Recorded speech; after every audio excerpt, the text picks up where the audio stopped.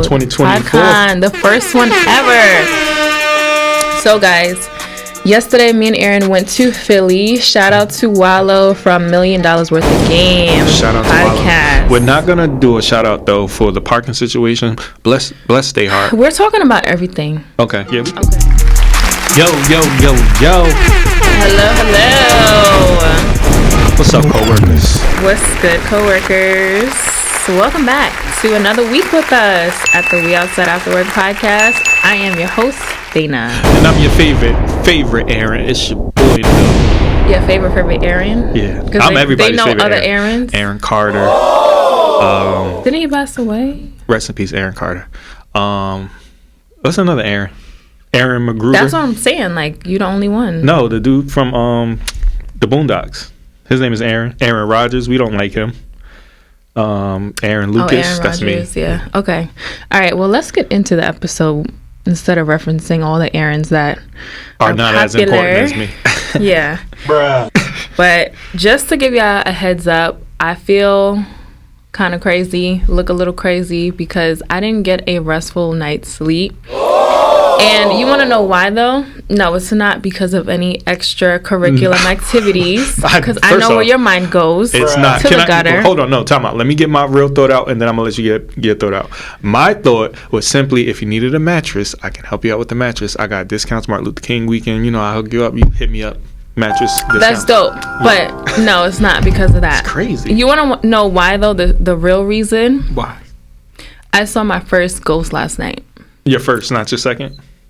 Why would it be my second? Because you always have like conspiracy theories and stuff like that. No, this was like my first visual one, and it kind of fucked me up. What did and he that's look like? ultimately why it was a she. Okay. Why I didn't go to sleep last night.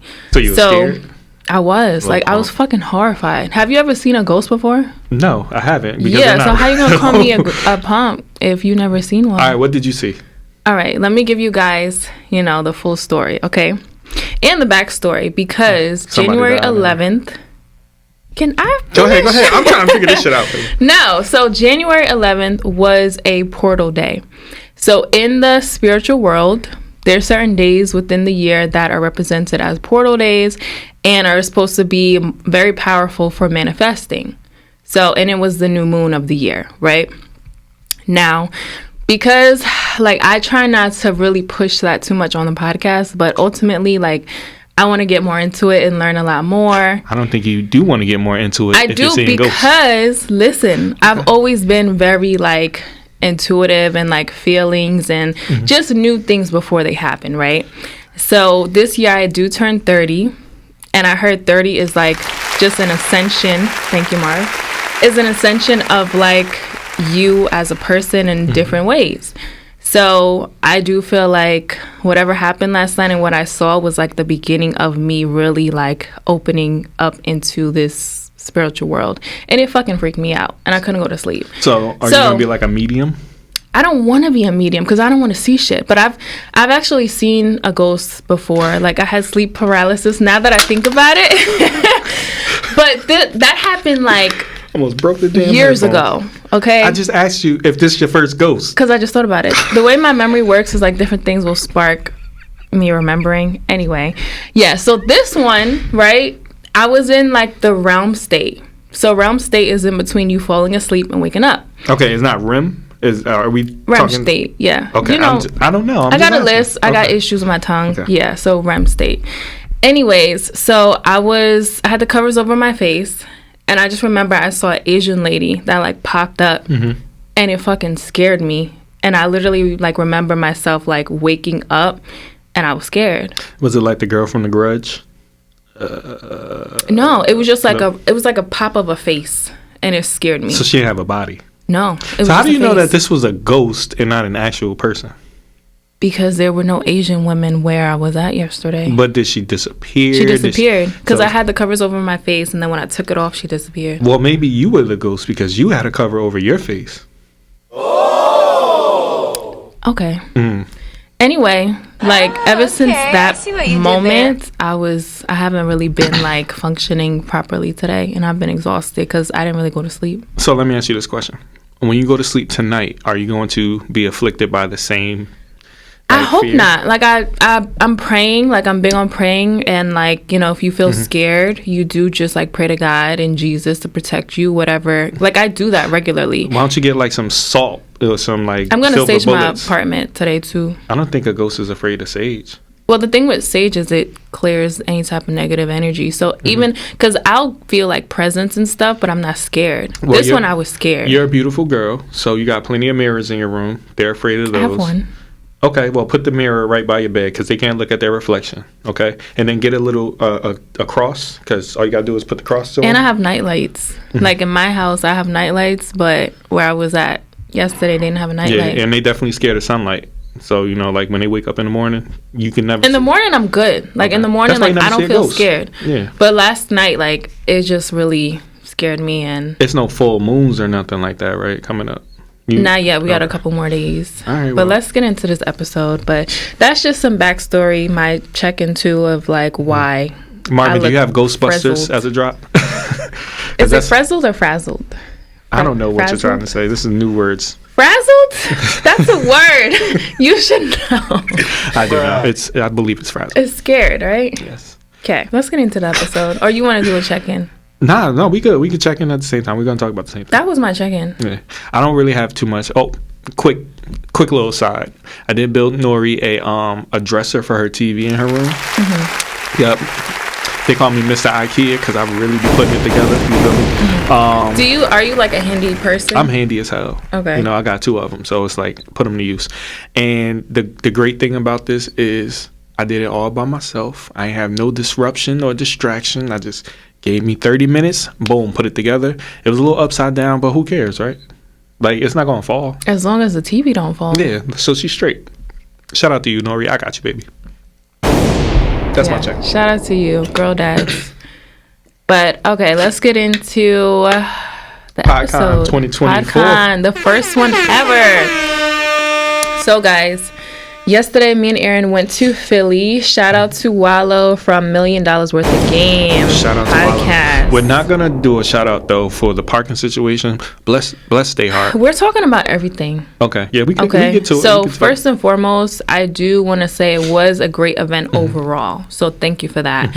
But we do have some things we need to get into. Well, let's give a shout out to all the individuals that was there. Let's give the flowers. Let's do that second. Okay, because like I actually had a preconceived notion do what you gotta of what to expect, and this just was not it. It was a great event, but for some reason when I hear PodCon, I thought it was going to be like a convention setup where we can like walk around the people and everyone converse and network. Like I thought it'd be that, like a very open space.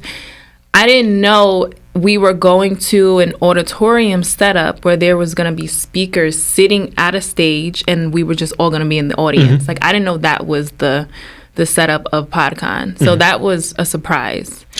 So the way it sounds like you're saying is like you expected like tables of different podcasts, opportunities for individuals to get to know those podcasts. The lights on because it was dark. Do you think that would have worked? Like that type of convention, if you have a bunch of podcasts where you have a clearly famous podcast over here and then you have unknown ones traveling throughout? So I've seen different events that were put on by similar podcasts like EYL or Near Leisure, and they've had a stage where, there's panels of people. But everything is like you have a schedule of like who to expect at different times, but ultimately it's just a big room, right? And people can just like go around and just like talk to each other. Like it don't even have to be like tables of podcasts. I just expected like a big space, lights on, and we're all just there to mingle.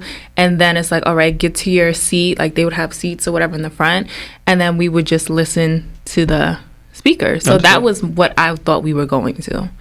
So did you have any? I honestly didn't have a idea of what I was walking into. Most of the like Comic Cons and different conventions that I've ever been to is the way that I described it as. So I was just open-minded. I was just really excited about getting to talk to people and interact with people. And while it was limited, I did have opportunities to talk to some people while I was waiting for Dana to come in. Not trying to throw shade. I wasn't trying to throw shade. I know you're not trying to throw shade, but for myself, like I didn't know doors closed at 5:30. Like I had no clue. I just thought, like I said, how I explained it. So it was kind of like you come in, great.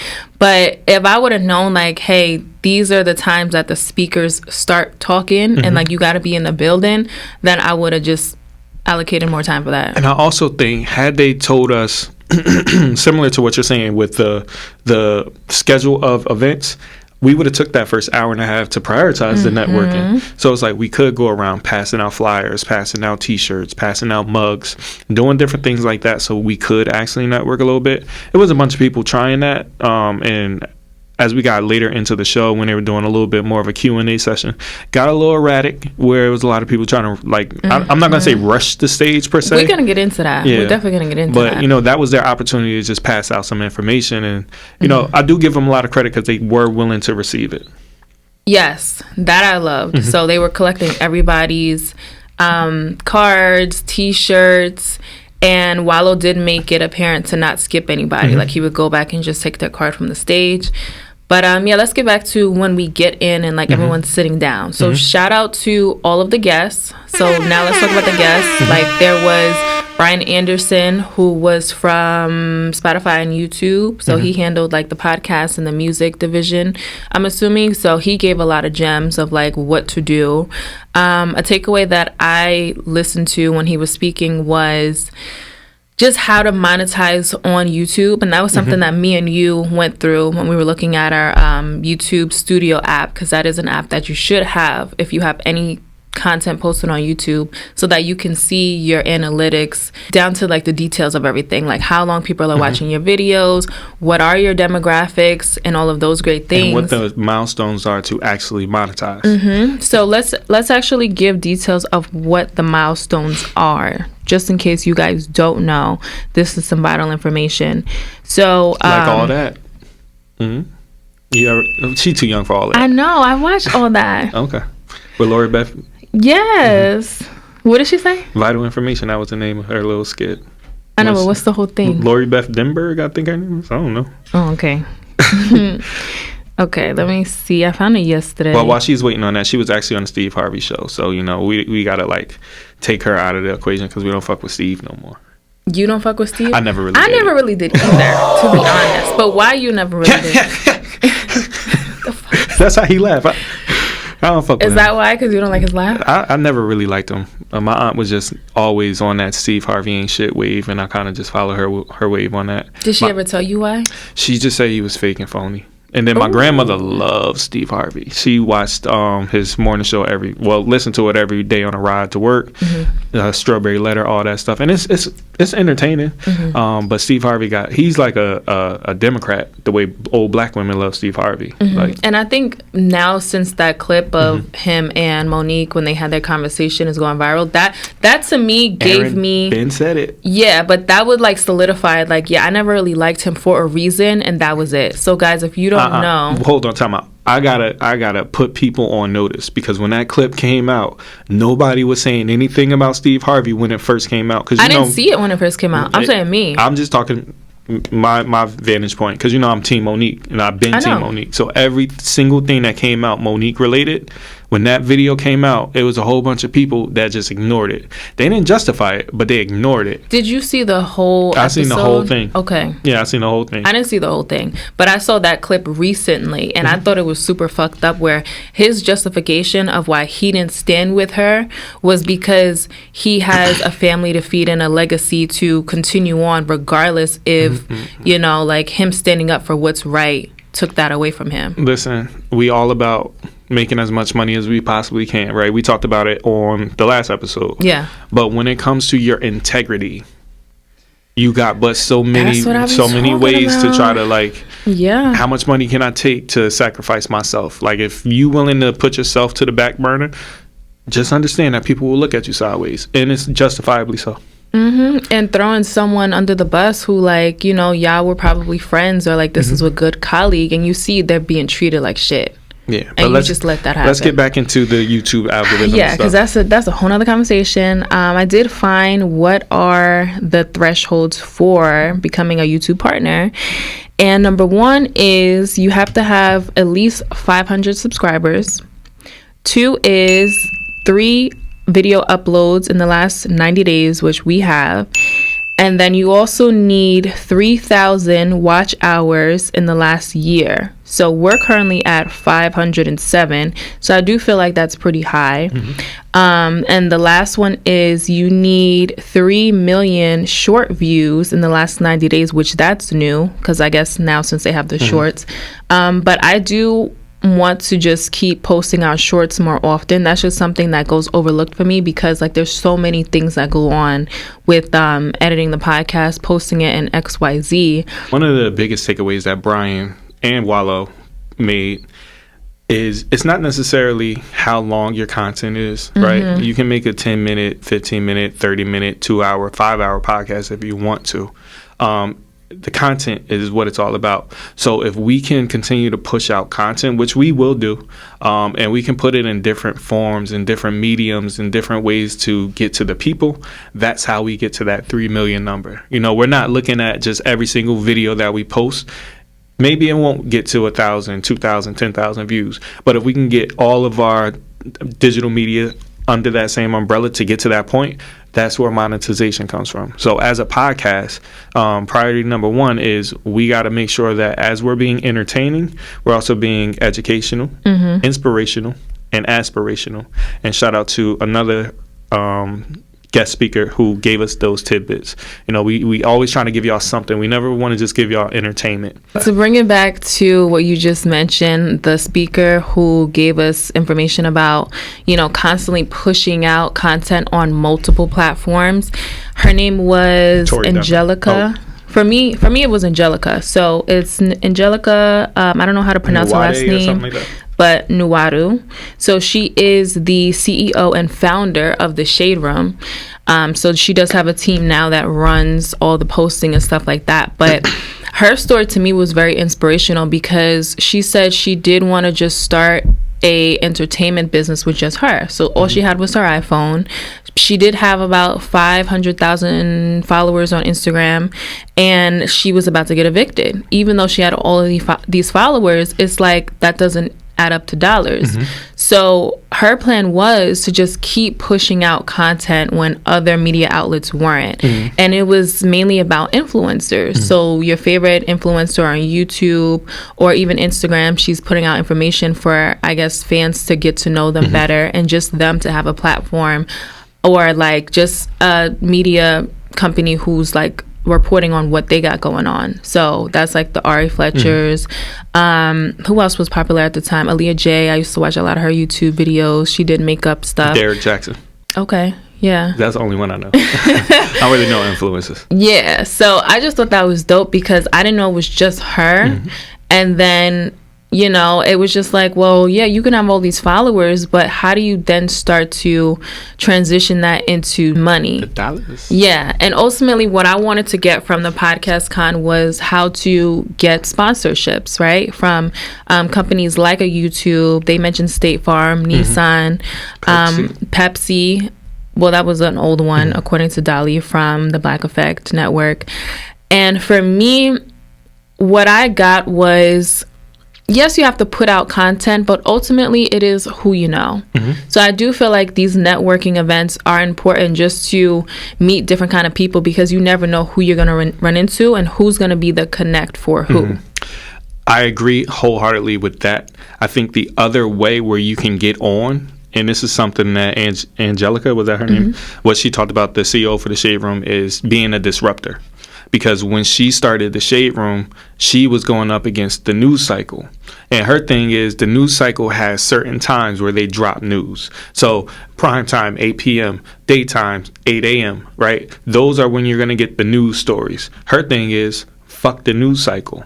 I'm just going to put out content to the point where I'm disrupting the game. Now they're adjusting to me. So as the Shade Room, she set a new tone for not just online media. She set a tone for all media. So it's like when you're able to be a disruptor of that capacity, you then have a little bit more leeway and legacy when it comes to being a creator. So that was super big to me. And you know me, I'm all about being controversial, unconventional, disruptive. That's literally me in the classroom. So, and I'm okay. Yeah, that makes sense. I'm okay with disruption as long as there's some solid information to back it up. Like, if it's just disruption just to cause a buzz or whatever, like, for me, it's like, as if it's not the group think, like you're thinking as an individual, and it is against the grain, and, you know, like, you have your own opinion, I'm okay with that. But if it's just to be disruptive, just to do it, it's like, now you just want attention. You know what I mean? And I'm not saying you, but I'm just saying, like, that's how it can come off. What was your favorite speaker for the night? I'm curious. My favorite speaker was Dolly. Dolly from the Black Effect Network. She's the president. And the first thing that she really touched upon was her background of, you know, where she came from, how she got there, coming from, I believe she said, a single parent home, mom was on drugs, and she was still able to make it. She didn't even know Charlemagne. She was going through different media capacities, and this is what came out of it. And it's just like, sometimes you just got to stick to it, right? And she said, we can give you all this information. We can tell you this. We can tell you that. We can tell you this. We can tell you that. But if you're not sticking to it, it doesn't even matter. And she said, you just got to kind of believe in the product. And I believe that's where me and Dana are. Like, we're believing in this product. Every single time that we come to this show, we have something new to offer y'all. And we are consistent, right? And she was big on that. And just the way that Charlemagne leaned into her, you can tell that she's more than just a boss. Like, she's more than just runs the Black Effect Network. She is the identity of that network. She is the DNA of that network. And that's dope. And one of the things Charlemagne highlighted, and Wallo did too, was the woman behind everything. The Black woman specifically. We do a lot of stuff behind the scenes. I'm a big proponent of that. Coming from a single Black mom myself, I know what it is. I know what it's like. So shout out to Dolly. And she's gorgeous, man. Ooh. Shout out to all the Black women behind the scenes who hold it down and do a lot of things because they don't have a choice. It's either you do it and you make it and get yourself out the trenches, or, you know, you suffer. So shout out to us. Can I just give another quick shout out to Black women real quick? And now, I like to be honest.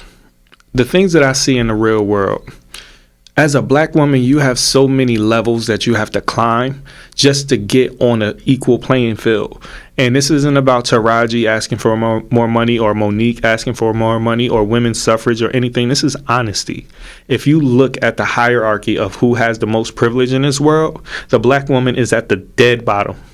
And for me as a Black man, I will do everything in my power to always uplift my sisters. And that's what we need to do, not just as Black men, white women. We need to recognize that they're at the bottom of the totem pole for no reason other than discrimination, racism, disregard, hating. Like, let's big up our sisters.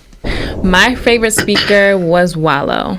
Not only because he put everything together, but I don't really listen to his podcast, and I knew his story just based off of different reels that I've seen where he was in jail for a certain amount of time, and then he came 20 out. years? And he 57? Ain't that what Charlemagne said? I'm not sure, but it was a while. So the fact that he was able to come out and literally build himself up from the trenches and create such a platform for not only him but also his friends. Like, one thing they kept saying was that he really helps people around him and puts people on, not because he's trying to make money. Like, the money comes with it, which is great, but ultimately for him it's like an act of service. Everything he said to me was just very resonating, and I'm probably going to check out his podcast more often. Just because, like, I do like the way he articulates a lot of different topics that he was talking about last night. But just knowing, like, where it comes from for me, like, that's what I really liked. I want to take your same perspective of how Wallo is now that he is established. I believe that we want to be at that level at some point in time. What would you do when you get to that level of acclaim? Not fame per se. I don't want fame. But if you get to that level of acclaim where you have the ability to give back, how are you giving back? Well, I've thought about this in different points recently. I do want to ultimately have a course. Like, that's something I do want to put together and just give out information with some type of knowledge that I've cultivated. I don't know what it is yet. So I would say right now is just figuring that out, whether it's like the technology space, how I was able to navigate through that to be on like the 6-figure mark, being a Black woman, as we talked about, and how, you know, we do have a lot of trials and tribulations we have to like fight through and bust down doors. So I think that would be a great story. It could also be like options trading. So making money on the stock market and like how I was able to essentially learn from people that I felt like I could relate to. So once I get to like a certain mark for me, because for me, it's all about results. Like I need results of something in order to show people like, hey, I did it. You can obviously do it too. And I look like you. So once I have results in different endeavors that I'm doing, it's like, all right, let me share my story and my path of how I got there. And for me, I'm a big server. I love that Wallo did what he did for free, because I would do very similar things. Like I have this big thing about single Black dads. So I always want to make sure I give back to single Black dads and children of single Black dads, especially young boys, so we can benefit the future, right? How can I do that without expectations of financial things from people who probably don't have it, right? So do you know like what things you would do? I would do like etiquette courses, not etiquette per se, like making sure you have your napkins, right? But like how to be a man, like masculinity training and different things like that. Physical activity, mental activity, spiritual activity, of just how to teach young boys how to be better men, treat women better and different things like that, and just have a general nationwide grassroots approach to that. I will also do everything I can to feed everybody, right? And not just having a little soup kitchen or anything like that, but I was going to ask, going back to the basics of give out food. Yeah, going back to the basics of like some Black Panther type shit, where it's like we need to feed our children. We need to make sure that every kid that's going to school has free lunch. Yeah. Right. If I have to come out of pocket to do that, as a successful person, that's what I want to do. And I want to get other successful people to come along with me. And we got to really like big up this world, because we got people like Wallo in place that's willing to give. So let's give in a constructive way to keep these kids out the street, to stop creating this stigma that little Black boys are terrors and detriments to society, because they're not. So yeah, they just need some more guidance, just like every other race. I don't think it's a race thing. It's just because we are Black, you know, things are just looked at with a microscope when everyone else is, you know, dealing with the same issues. What would you say the biggest thing that you learned from PodCon? The biggest thing I learned, I want to say, continue to do what we've been doing. So continue to go hard with the reels, continue to be consistent and post weekly, because we do know that in the podcast space, there is a 3-month, threshold that a lot of podcasts don't last past. Like, it is a lot of work to continue to post and just align our schedules to make sure that we're able to do these every week and then have guests and different kinds of guests. So for me, it was more of a affirmation that everything that we're doing is setting us up for the right path to move on to that next step and like to ascend to whatever that looks like in this space. So that was my biggest takeaway. My biggest takeaway was know your team. Wallo, Gilly, they came on stage and they had a cameraman and a videographer. And he said, this is it. Like, this is all we have when we do our recording. Manager and then I think like a producer. That was about all that they had. Right.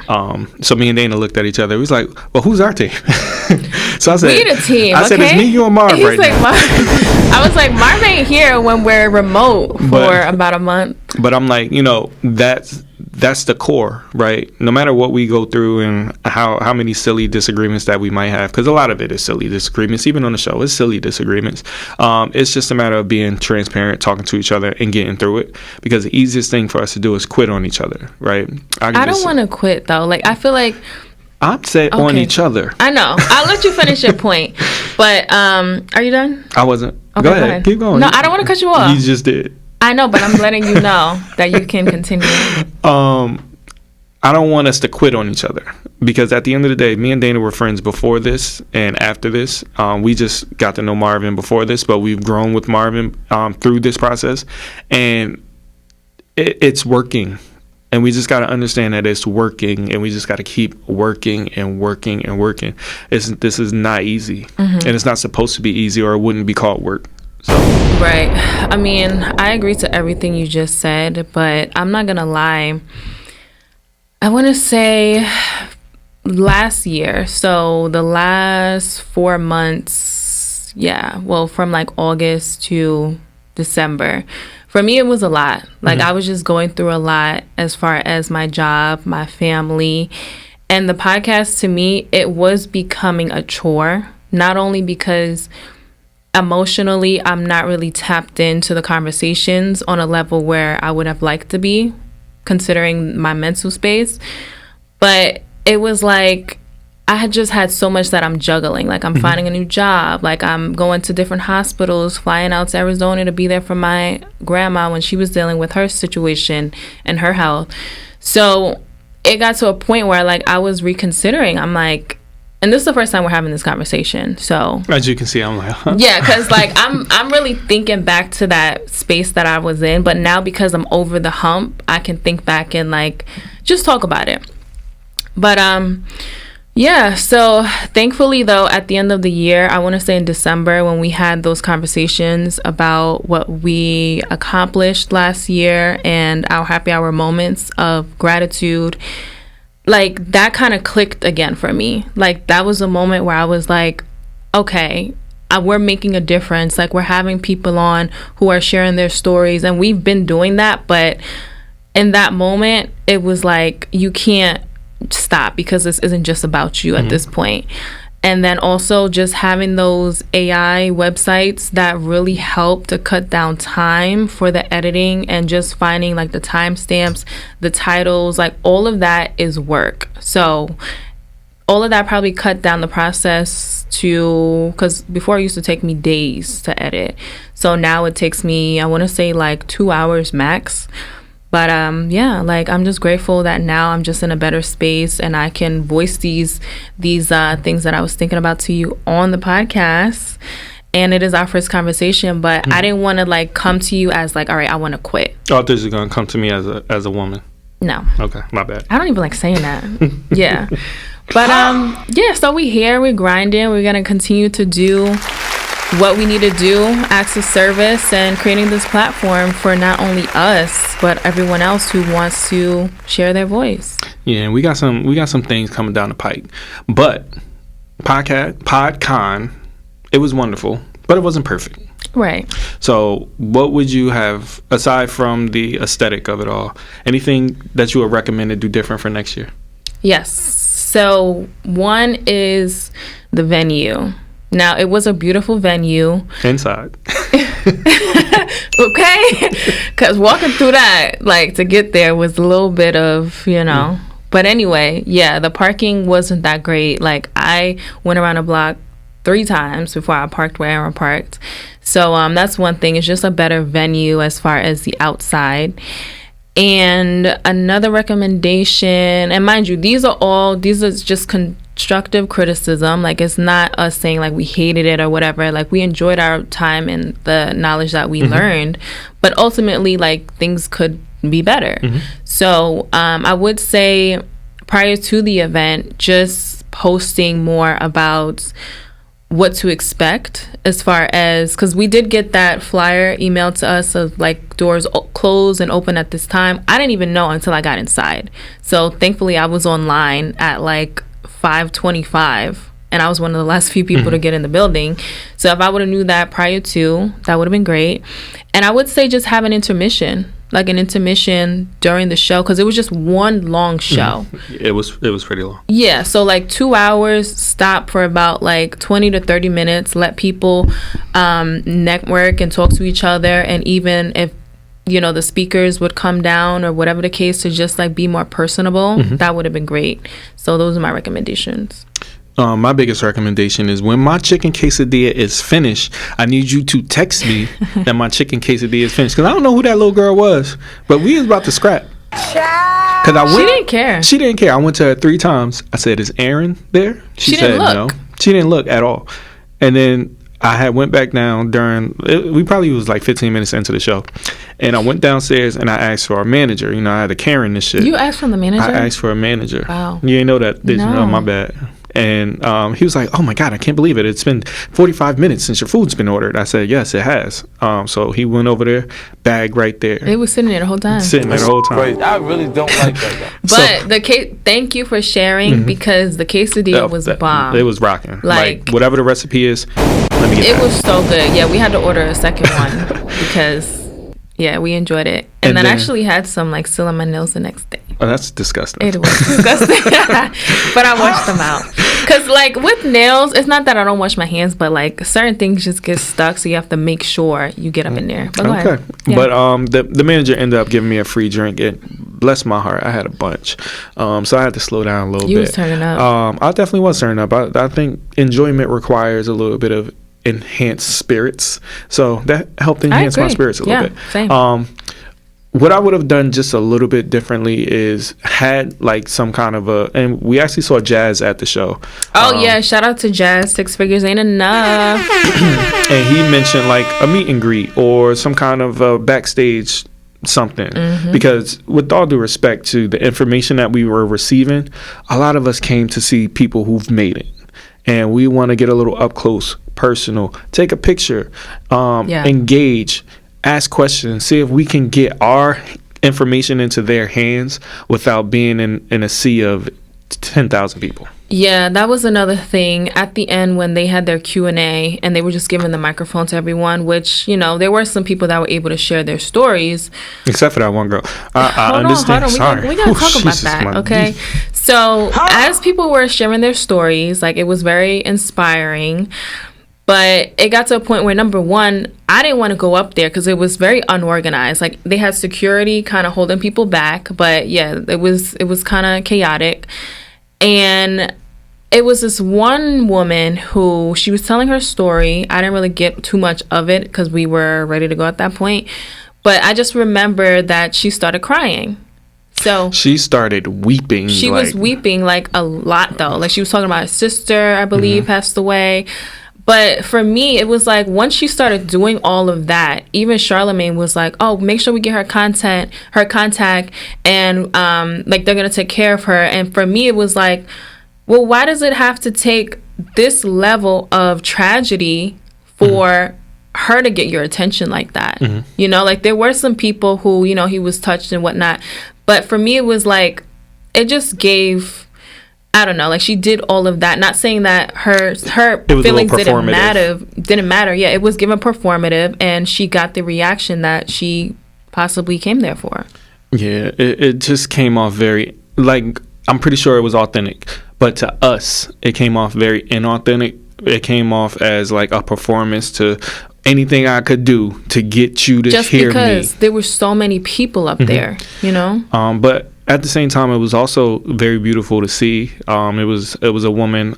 I think it's her Instagram page. Miss Karen. Yeah, she was talking about her, like having a degenerative heart and having a heart attack, and telling her story on YouTube and Instagram. And it's like we want to hear those stories. We want to tap into that too. We want to subscribe too.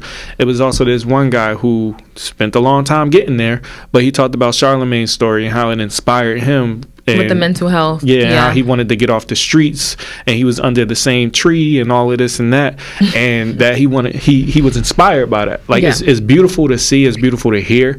I just wish it was a structure to it, so maybe people could register like, oh, I have a question, so you pick a random digital person out of the hat beforehand. Before the show starts, have like tickets in a bucket or whatever with names or like numbers, and then when you pick that out, you know, people can ask their question. And then the last thing, assigned seating. I think that would have been a very, very important detail to add. I don't think they did that because it was free, so it's kind of first come first serve, and I probably would have just stood online a little earlier had I knew that the seating would have been a little bit like that. Did you? Me? No, I'm agreeing. Why?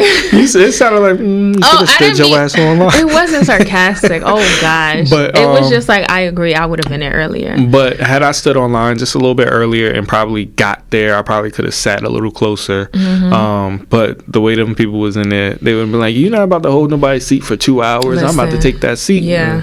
And, it's only but so much I could do. I'm not trying to be a drama starter. But overall, we did enjoy ourselves. Yes, and definitely. if they do have it next year and it is a bit more structured, I'll definitely attend. Yeah, I don't even think it needs to be structured for me to attend. I just think it would just make it a little bit easier for everybody because it wasn't difficult. Like, it wasn't hard. Well, the reason why I'm saying structured was everything that we just said. So if those little things, because I don't know if they're going to watch any reels or see things that people are tagged in to get feedback of like, okay, people liked it, but what were the things that, because that's one thing with social media, it allows you to tap into your audience, right? So if they were to watch this video, Wallo and his team, they can be like, oh yeah, noted, okay, great. Or maybe let's get them a sponsorship too, because they came and they had all these great things to improve our event. But yeah, and another thing they could have done was they tried to give us a bunch of websites on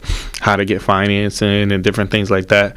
Maybe give us information on how to find the sponsorships or how to find people who are looking to work with new creators. Black Effect said they were working with the podcast at just at 8 episodes. They didn't say who, what, where, why, but they said, oh, they only have 8 episodes and we worked with them. They did mention because this was a black anime show. But my thing is, all right, so they don't have the audience, because a lot of people think, oh, you need to have this many viewers and like this many listeners for someone to want to put you on their network. But it's like, what did they, okay, they're a black anime show, but like, what was it though? Was it the way that they spoke? Did they have animation? Like, what caught your attention? Like, give us some details. Yeah, and then the one thing Dolly, who was the president of Black Effect, said, they don't intercept the content. So, what your show is what your show is. We're just essentially housing it. We're the library, you're the book. You feel me? Like, I'm not going to tell you how to rewrite your book or anything. Now, if you ask, we can give you some opinions. We can give you our thoughts. But generally speaking, if you're on this network, it's because we value you and we saw you and we think that you would be a great asset. But the key to Black Effect is they're not just looking for black podcasts. They're looking for specific niches, right? One of the things that they highlighted was like true crime. We don't have any true crime podcasts on the Black Effect Network. So now what a lot of people are going to try to do, we're going to do a true crime podcast. Please be careful, because talking about people in the hood and you live in that hood and you talk about snitching and all that stuff. Right. So there was a speaker. Her name was Tori Dunlap. And her story was her road to 100K. So she wanted to save 100K by 25. And she did speak with her father, she mentioned, and he gave her a lot of encouraging words and just like help her along this journey. And her father was like, well, what if you don't hit 100K? Like, then what? Does it feel like you lied to your audience?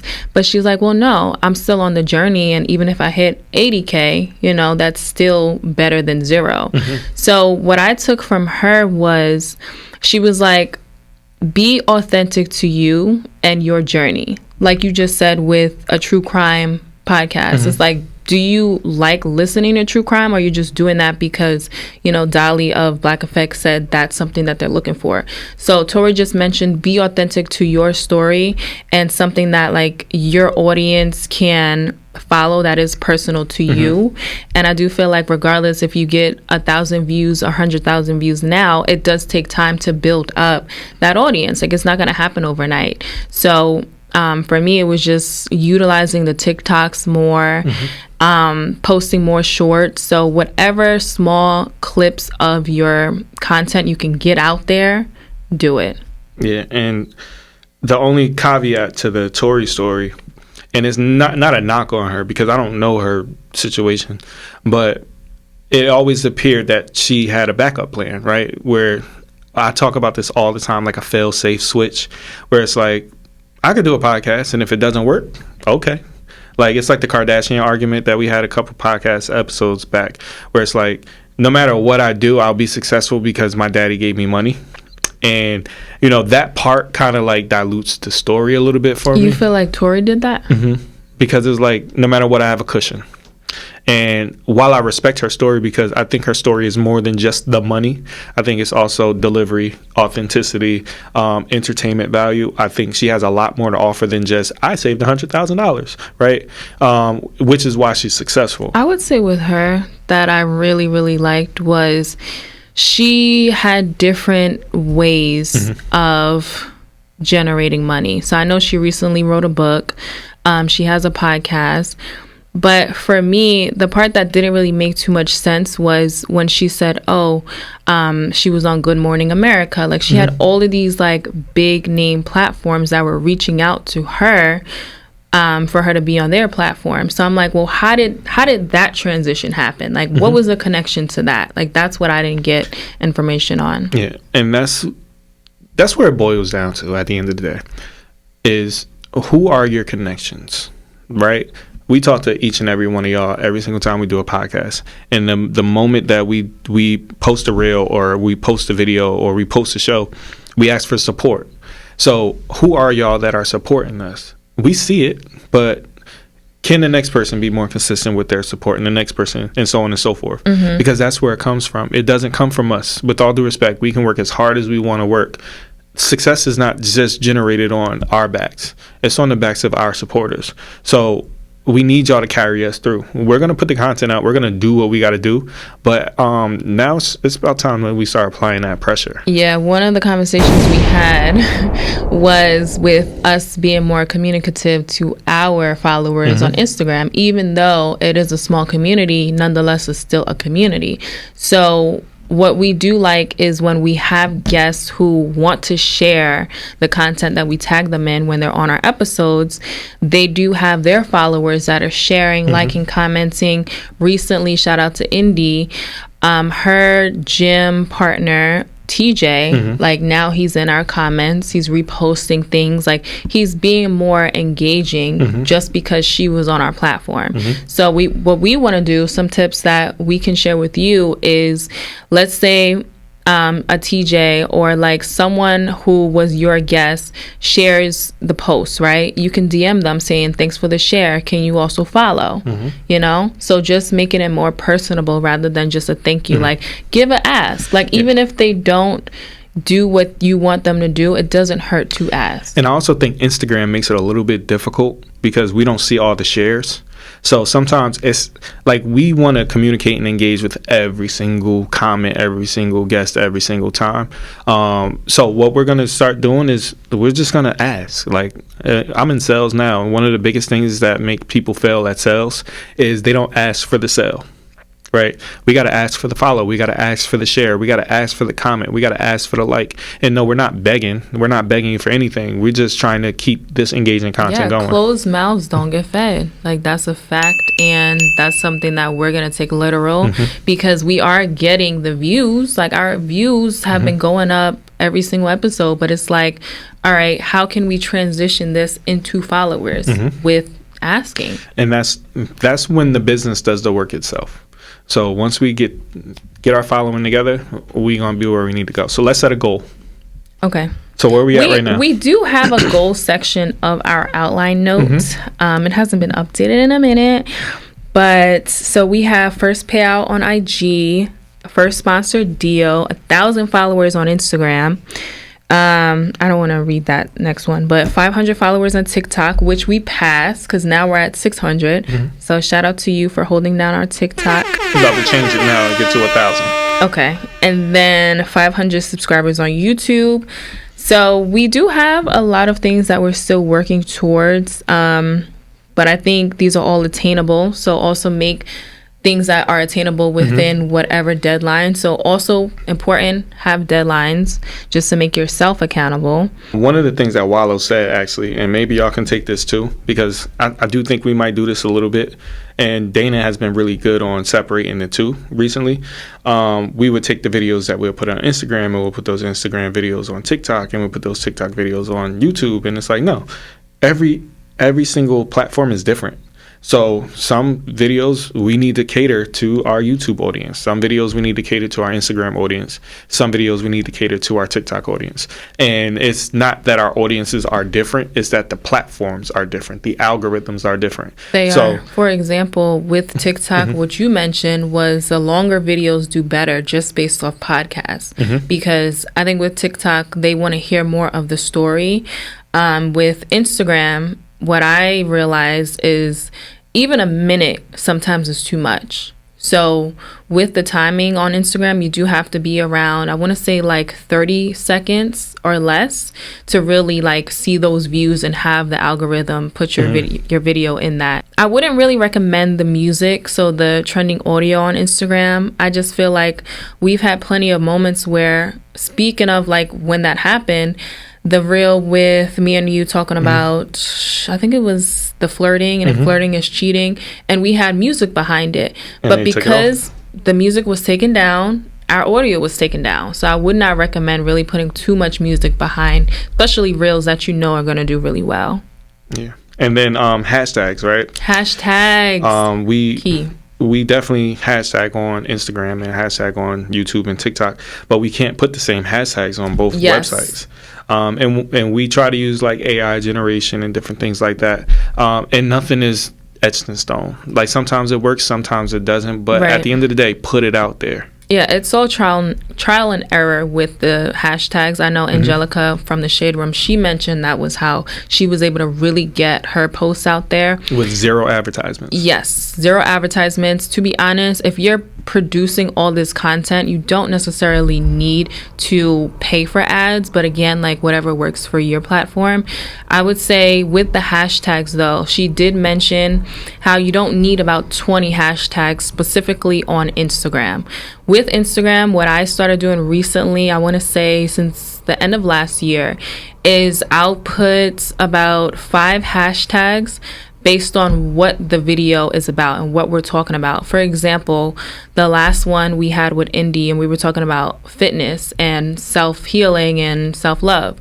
So the hashtags was like motivation, women supporting women. So, and also it's just like how many views and shares it has. So I usually look for hashtags with around, one has to be around like 20 million. And then the other ones can be lower, so around like 1.5 or like 500K. What about the hashtags on TikTok? It's all over the place because you have some that have billions and some that have millions. So what you're running into is you're running into a saturated market. So you can get onto a lot of people's views on TikToks. The problem is, are they stopping for it? So I'm constantly in the analytics to see, what's average time for videos and different things like that, to see if people are actually engaging with the video. Are we watching it? So if I got a minute-long video and you're only looking at it for 3 seconds, that means that something's off. That means we need to fix it. That means maybe it's too long, maybe it's too short, whatever the case may be.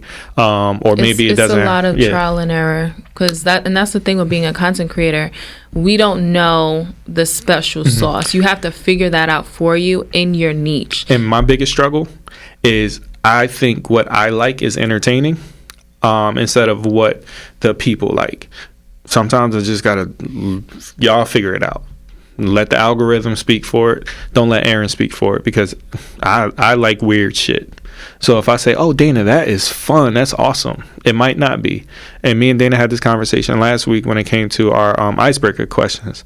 And I kind of like, Dana, I don't like those questions. Those questions are just, yeah. But, we talked. But they would have done well. We talked through it, and we talked about the whys behind it, and we came to an agreement, because it's like, Aaron, it's not about you. Dana, it's not about you.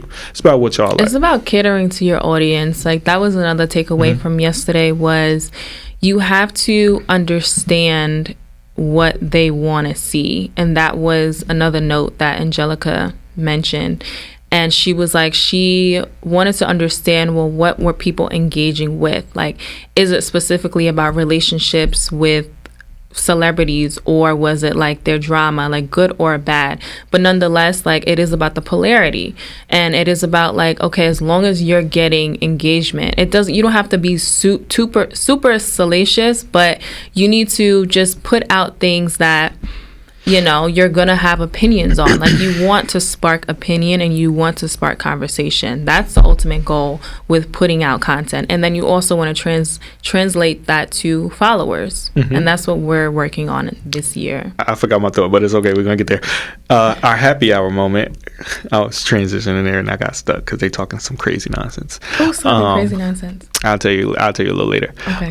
But I do want to get into our happy hour moment. Okay. This weekend specifically is Martin Luther King Jr. weekend. So shout out to Martin Luther King. And Coretta. Jonathan Majors, his favorite Coretta holiday. King. I'm very, very appreciative of what this holiday weekend means to not just Black Americans, but every single human being on this earth for what Martin Luther King stood for.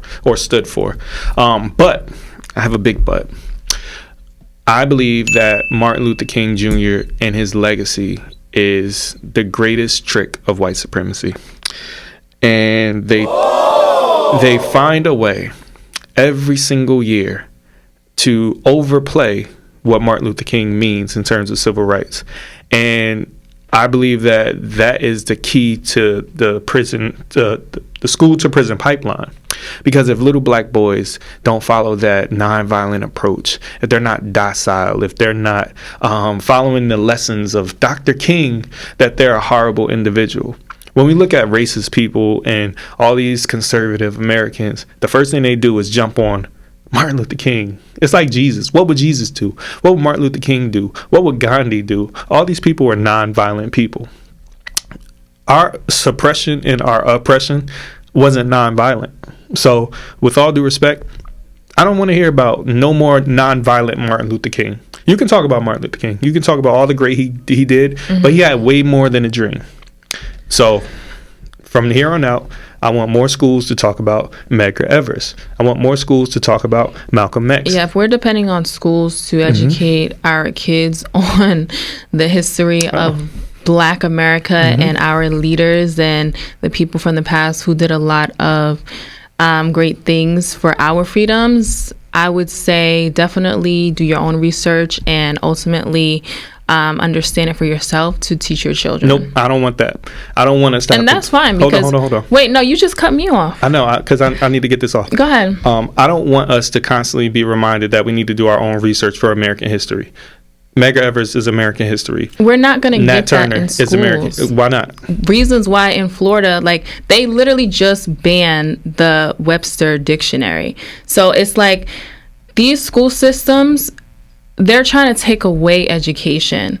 So we've always heard like, in school, they're not teaching enough Black American history. Like, you mainly learn that if you go to Black American studies in college.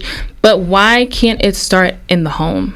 Because it can start in the school. How many years of school did you do? You did 13 in elementary, high school, We know grammar that school. the school system in the United States compared to other systems who they prioritize, other cultures, they prioritize like actually having their students learn things of substance from their history.